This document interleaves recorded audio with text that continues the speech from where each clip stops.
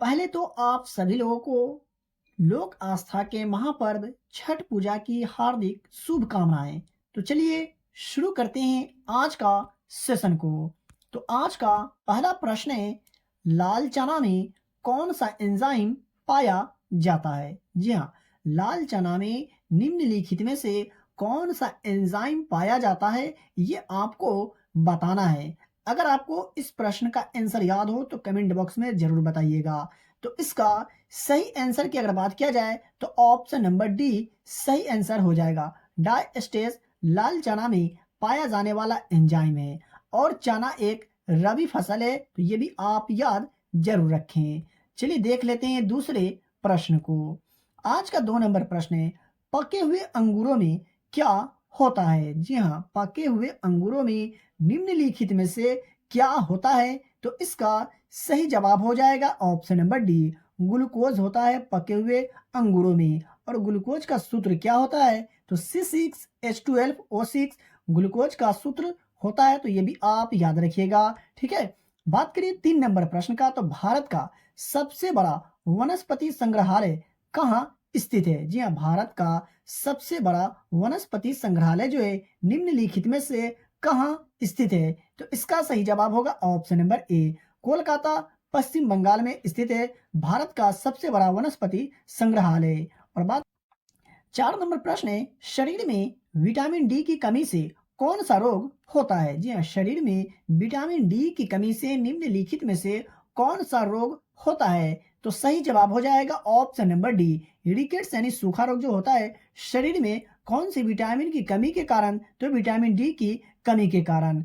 और बात कर ले आज का अगला प्रश्न का। तो 5 नंबर प्रश्न है, अफीम किससे प्राप्त होती है? जी हाँ, अफीम जो प्राप्त किया जाता है निम्नलिखित में से किनसे प्राप्त किया जाता है? तो इसका सही जवाब हो जाएगा ऑप्शन नंबर ए, पेपावर सोमनीफेरम से अफीम प्राप्त किया जाता है। और बात करें आज का 6 नंबर प्रश्न का।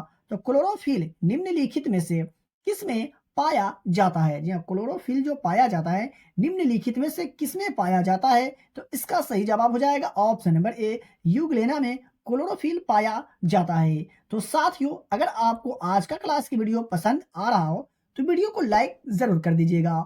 और चैनल पर पहली बार आए, हमारा वीडियो आप तक पहली बार पहुंचा है तो चैनल को भी सब्सक्राइब करके बेल आइकन को प्रेस कर लीजिएगा ताकि वीडियो का नोटिफिकेशन सबसे पहले आप तक पहुंचे। और यहाँ आपको काफी महत्वपूर्ण प्रश्न बताए जाते हैं, पढ़ाए जाते हैं, और यहाँ से प्रश्न आपको अपने एग्जाम में देखने को जरूर मिलेंगे। जी हाँ, और आपको पीडीएफ भी दिए जाते हैं फ्री में रिवीजन करने के लिए। तो कैसे आप फ्री में पीडीएफ प्राप्त कर सकते हैं वो भी मैं बताने वाला हूँ।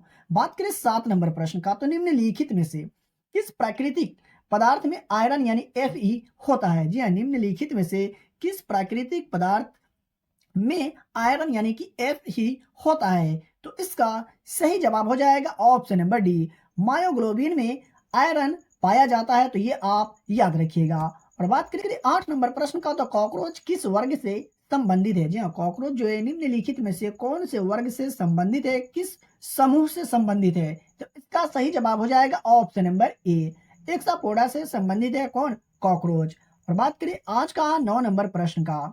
आज का 9 नंबर प्रश्न है, विद्युत ऊर्जा को रासायनिक ऊर्जा में परिवर्तित करने वाली युक्ति क्या कहलाती है? जी, विद्युत ऊर्जा को रासायनिक ऊर्जा में परिवर्तित करने वाली युक्ति क्या कहलाती है? तो इसका सही जवाब हो जाएगा ऑप्शन नंबर ए, विद्युत अपघटन कहलाती है विद्युत ऊर्जा को रासायनिक ऊर्जा में परिवर्तित करने वाली युक्ति। तो ये आप याद रखिएगा। ठीक है, बात करें आज का 10 नंबर प्रश्न का। तो भारतीय मौसम विज्ञान विभाग कहाँ स्थित है? जी हाँ, भारतीय मौसम विज्ञान विभाग जो है निम्नलिखित में से कहाँ स्थित है? तो नई दिल्ली में। जी हाँ, भारतीय मौसम विज्ञान विभाग कहाँ स्थित है? नई दिल्ली में। तो इसका सही जवाब हो जाएगा ऑप्शन नंबर ए। चलिए देख लेते हैं नंबर प्रश्न का। तो लाफिंग गैस का रासायनिक नाम क्या है? जी हाँ, लाफिंग गैस का रासायनिक नाम क्या है? तो इसका सही जवाब हो जाएगा option number A, nitrous oxide laughing gas का रासायनिक नाम है, तो ये आप याद रखिएगा। और इसका सूत्र भी पूछा जाता है, तो N2O लाफिंग गैस का रासायनिक सूत्र होता है, तो ये भी आप याद रखें। बात करें आज का 12 नंबर प्रश्न का। तो सोने की शुद्धता किसमें मापी जाती है? जी हाँ, सोने की शुद्धता निम्नलिखित में से किसमें मापी जाती है? आई होप कि आपको इस प्रश्न का आंसर पहले से जरूर याद होगा, नहीं याद है तो आप याद रखिएगा। सही जवाब हो जाएगा ऑप्शन नंबर बी, कैरेट में। जी हाँ, सोने की शुद्धता किस में मापी जाती है? कैरेट में मापी जाती है। और बात करें आज का 13 नंबर प्रश्न का, तो यूरिया में नाइट्रोजन की मात्रा लगभग कितना प्रतिशत होती है? जी हाँ, यूरिया में नाइट्रोजन की मात्रा लगभग कितना प्रतिशत होती है? तो इसका सही जवाब हो जाएगा ऑप्शन नंबर बी, लगभग 46% यूरिया में नाइट्रोजन की मात्रा पाया जाता है। और बात करें 14 नंबर प्रश्न का, तो सूर्य का निर्माण गैसों के एक गतिशील बादल द्वारा हुआ था, जिसे कहा जाता है। यानी कहने का मतलब ये हुआ कि सूर्य का निर्माण गैसों के एक गतिशील बादल द्वारा हुआ था, जिसे क्या कहा जाता है? तो इसका सही जवाब हो जाएगा ऑप्शन नंबर ए, निहारिका कहा जाता है। सूर्य का निर्माण गैसों के एक गतिशील बादल द्वारा हुआ था, उसे निहारिका कहा जाता है। तो ये आप याद रखिएगा।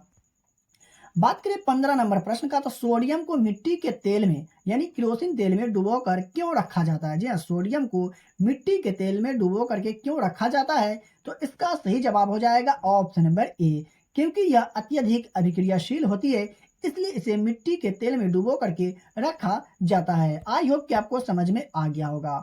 बात करें 16 नंबर प्रश्न का, तो जैव ईंधन एथेनॉल किससे प्राप्त किया जाता है? जी हाँ, जैव ईंधन एथेनॉल निम्नलिखित में से किनसे प्राप्त किया जाता है? तो सही जवाब हो जाएगा ऑप्शन नंबर सी, ए और बी दोनों यानी गन्ना और मक्का से जैव ईंधन एथेनॉल को प्राप्त किया जाता है।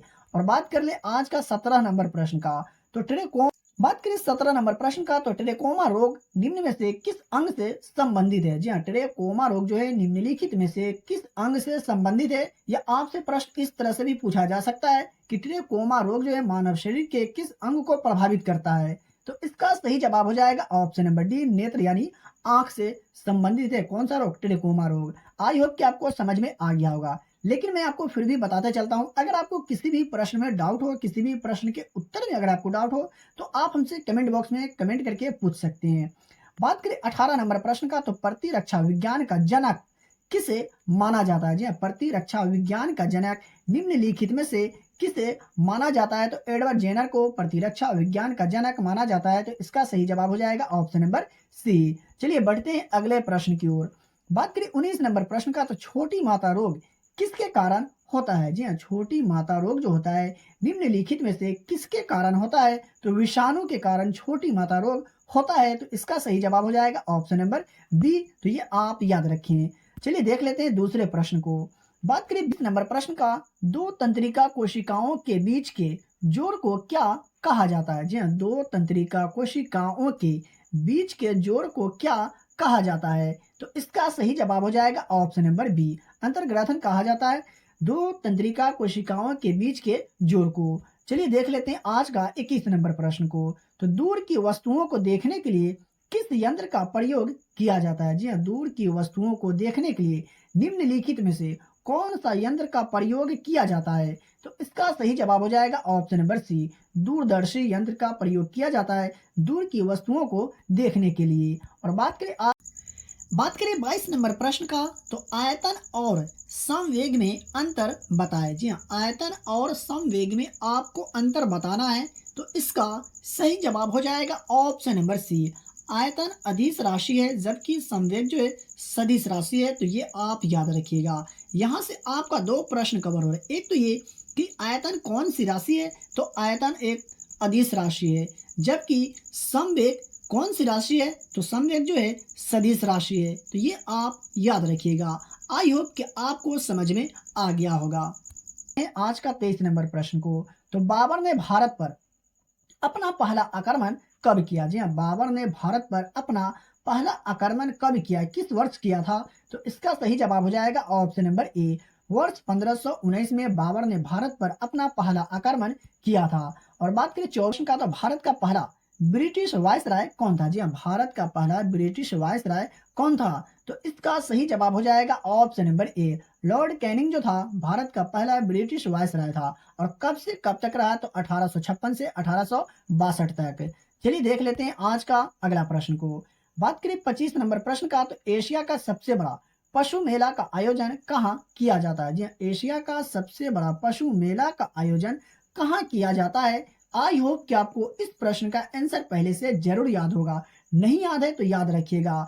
सही आंसर हो जाएगा ऑप्शन नंबर सी, सोनपुर में एशिया का सबसे बड़ा पशु मेला का आयोजन किया जाता है। जो कौन से राज्य में है? तो बिहार राज्य में। आपसे इस तरह से भी प्रश्न पूछा जा सकता है कि एशिया का सबसे बड़ा पशु मेला भारत के कौन से राज्य में लगता है? तो बिहार राज्य में। चलिए बढ़ते हैं, बात करिए 26 नंबर प्रश्न का। तो राष्ट्रीय शिक्षा दिवस प्रत्येक वर्ष कब मनाया जाता है? जी हाँ, राष्ट्रीय शिक्षा दिवस प्रत्येक वर्ष किस तिथि को मनाया जाता है, कब मनाया जाता है? तो आपको यहाँ पर बिल्कुल भी कंफ्यूज नहीं होना है, क्योंकि इसका सही जवाब हो जाएगा ऑप्शन नंबर डी, 11 नवंबर को राष्ट्रीय शिक्षा दिवस प्रत्येक वर्ष मनाया जाता है। और बात करें शिक्षक दिवस का, तो 5 सितंबर को मनाया जाता है, तो ये भी आप याद रखिएगा। और राष्ट्रीय शिक्षा दिवस का दिन आजाद भारत के पहले शिक्षा मंत्री मौलाना अबुल कलाम आजाद को समर्पित है, तो ये भी आप याद रखिए। चलिए बढ़ते हैं अगले प्रश्न की ओर। साथियों, अगर सेशन अच्छा लग रहा हो तो प्लीज आप वीडियो को लाइक करके, चैनल पर अगर पहली बार आए हैं तो चैनल को भी सब्सक्राइब करके बेल आइकन को प्रेस कर लीजिएगा। बात करें 27 नंबर प्रश्न का, तो पहला आधुनिक ओलंपिक खेल किस स्थान पर आयोजित किया गया था? जी हाँ, पहला आधुनिक ओलंपिक खेल निम्नलिखित में से किस स्थान पर आयोजित किया गया था? तो इसका सही जवाब हो जाएगा ऑप्शन नंबर बी, एथेंस में पहली बार ओलंपिक खेल का आयोजन किया गया था। चलिए देख लेते हैं आज का अगला प्रश्न को। और बात करें 8 नंबर प्रश्न का, तो कई नेटवर्क को जोड़ने वाले नेटवर्क को क्या कहा जाता है? जी हाँ, कई नेटवर्क को जोड़ने वाले नेटवर्क को क्या कहा जाता है? तो इसका सही जवाब हो जाएगा ऑप्शन नंबर सी, इंटरनेट कहा जाता है कई नेटवर्क को जोड़ने वाले नेटवर्क को, तो ये आप याद रखिएगा। और बात करें आज का 29 नंबर प्रश्न का, तो कोलेरू झील भारत के किस राज्य में स्थित है? जी हाँ, कोलेरू झील जो है निम्नलिखित में से कौन से राज्य में स्थित है? तो इसका सही जवाब हो जाएगा option number B, Andhra Pradesh राज्य में स्थित है कौन सा झील? कोलेरू झील। और बात कर ले आज का 30 नंबर प्रश्न का, तो पेरियार राष्ट्रीय उद्यान किस राज्य में है? जी हाँ, पेरियार राष्ट्रीय उद्यान या पेरियार नेशनल पार्क जो है भारत के कौन से राज्य में स्थित है? तो इसका सही जवाब हो जाएगा ऑप्शन नंबर सी, केरल राज्य में स्थित है पेरियार राष्ट्रीय उद्यान। और बात कर ले केरल की राजधानी की, तो तिरुवनंतपुरम केरल की राजधानी है, तो ये भी आप 31 नंबर प्रश्न का, तो बेसल मानदंड किससे संबंधित है? जी हाँ, बेसल मानदंड का जो संबंध है निम्नलिखित में से किन से है? तो इसका सही जवाब हो जाएगा ऑप्शन नंबर डी, बैंकिंग क्षेत्र से बेसल मानदंड का संबंध है। 32 नंबर प्रश्न का, तो विश्व उपभोक्ता अधिकार दिवस कब मनाया जाता है? जी हाँ, विश्व उपभोक्ता अधिकार दिवस किस तिथि को मनाया जाता है? तो 15 मार्च को विश्व उपभोक्ता अधिकार दिवस के रूप में मनाया जाता है, तो इसका सही जवाब हो जाएगा ऑप्शन नंबर सी। चलिए देख लेते हैं दूसरे प्रश्न को। बात करें 33 नंबर प्रश्न का, तो निम्नलिखित में से कौन सा संगठन आर्थिक स्वतंत्रता सूचकांक जारी करता है? जी हाँ, निम्नलिखित में से कौन सा संगठन है जो आर्थिक स्वतंत्रता सूचकांक को जारी करता है? तो यहाँ पर आपका जवाब होना चाहिए option number A, heritage foundation जो है आर्थिक स्वतंत्रता सूचकांक को जारी करता है। और बात करें 34 नंबर प्रश्न का, तो केंद्रीय सूचना आयोग इनमें से किस मंत्रालय के अंतर्गत आता है? जी हाँ, केंद्रीय सूचना आयोग जो है इनमें से किस मंत्रालय के अंतर्गत आता है? तो इसका सही जवाब हो जाएगा ऑप्शन नंबर सी, कार्मिक मंत्रालय के अंतर्गत आता है केंद्रीय सूचना आयोग। और बात करें 35 नंबर प्रश्न का, तो निम्नलिखित में से किस राज्य में लोकसभा की सीटों की संख्या सर्वाधिक है? जी हाँ, निम्नलिखित में से कौन से राज्य में लोकसभा के सीटों की संख्या जो है अधिक है? तो इसका सही जवाब हो जाएगा option number A, Uttar Pradesh. जी हाँ, उत्तर प्रदेश राज्य में लोकसभा सीटों की संख्या सर्वाधिक है, तो ये आप याद रखिएगा।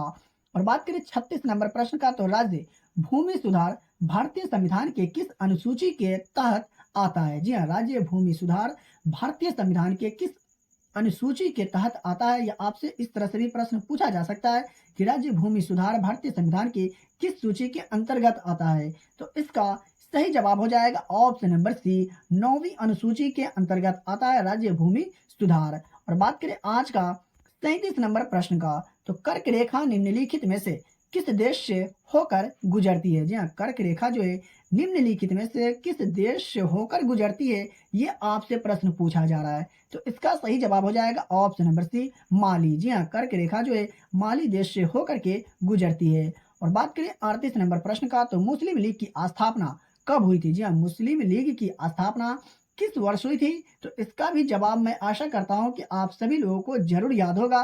तो इसका सही जवाब हो जाएगा ऑप्शन नंबर ए 1906 में मुस्लिम लीग की स्थापना की गई थी। और बात करें 39 नंबर प्रश्न का, तो रक्त और लौह की नीति अपनाने वाला पहला सुल्तान कौन था? जी हाँ, रक्त और लौह की नीति अपनाने वाला पहला सुल्तान निम्नलिखित में से कौन था? तो बलबन। जी हाँ, बलबन जो था रक्त और लौह की नीति अपनाने वाला पहला सुल्तान था। तो इसका सही उत्तर हो जाएगा ऑप्शन नंबर ए। और बात करें आज का प्रश्न का, तो चाणक्य किसके दरबार में मंत्री थे? जी हाँ, चाणक्य जो थे निम्नलिखित में से किसके दरबार में मंत्री थे? तो इसका सही जवाब हो जाएगा option number D, Chandragupta Maurya के दरबार में मंत्री थे। कौन? चाणक्य। और चाणक्य जो थे चंद्रगुप्त मौर्य के सलाहकार और प्रधानमंत्री थे। तो ये भी आप याद रखिएगा।